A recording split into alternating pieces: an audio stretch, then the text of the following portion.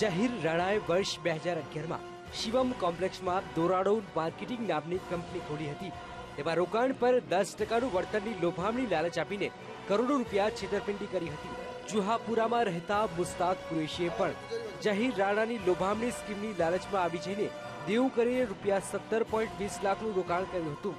મુસ્તાકભાઈના રોકાણ બાદ જહીર રાણાએ તેમને 3 માસ સુધી વળતર આપ્યું હતું। ત્યારબાદ જહીર રાણા પોતાની ઓફિસ બંધ કરીને ફરાર થઈ ગયો હતો, જેથી આ અંગે મુસ્તાકભાઈએ નવરંગપુરા પોલીસ સ્ટેશનમાં ફરિયાદ નોંધાવી હતી।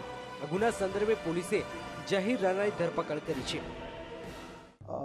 Zaheer Jalaluddin Rana Dorado market private limited નામની ઇન્વેસ્ટમેન્ટ કંપની ખોલી લો ગાર્ડન વિસ્તારમાં ઓફિસ ધરાવતો હતો।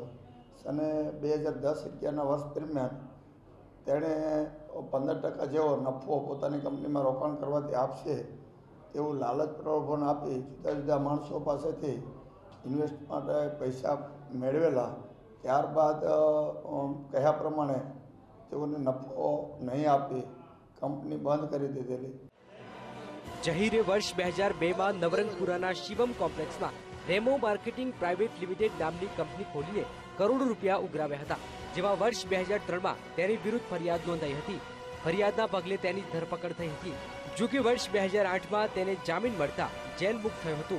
બાદમાં તેણે નવરંગપુરામાં દોરાડો પ્રાઇવેટ કંપની ખોલી લાખો રૂપિયાની છેતરપિંડીનો ધંધો પાછો શરૂ કર્યો। છેતરપિંડી બદલ અમદાવાદ ક્રાઇમ બ્રાન્ચે 8 મહિના પહેલા તેની ધરપકડ કરી હતી। જો કે આ ગુનામાં જામીન મેળવ્યા બાદ જહીર રાણા વિરુદ્ધ ફરી ફરિયાદ નોંધવામાં આવી છે।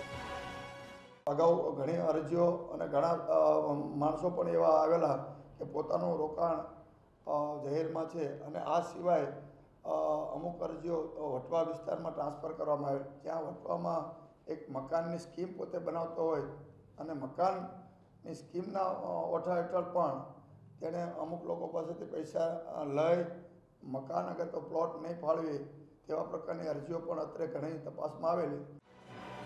જહીર રાણાએ એક્કા ડબલ કરવાની લોભામણી સ્કીમ ઉપરાંત નળ સરોવરની જમીન પર રોકાણ કરવાની સ્કીમ અને વટવામાં મકાન આપવાની સ્કીમ દ્વારા પણ અનેક લોકો સાથે કરોડોની ઠગાઈ કરી હોવાનું પોલીસ તપાસમાં થયું છે। આ કૌભાંડમાં જહીર રાણાની સાથે સંડોવાયેલા અન્ય આરોપીઓની શોધખોળ પણ પોલીસે શરૂ કરી છે। કેમેરામેન હરીશ શર્મા સાથે અનિતા પટની, BTV, અમદાવાદ।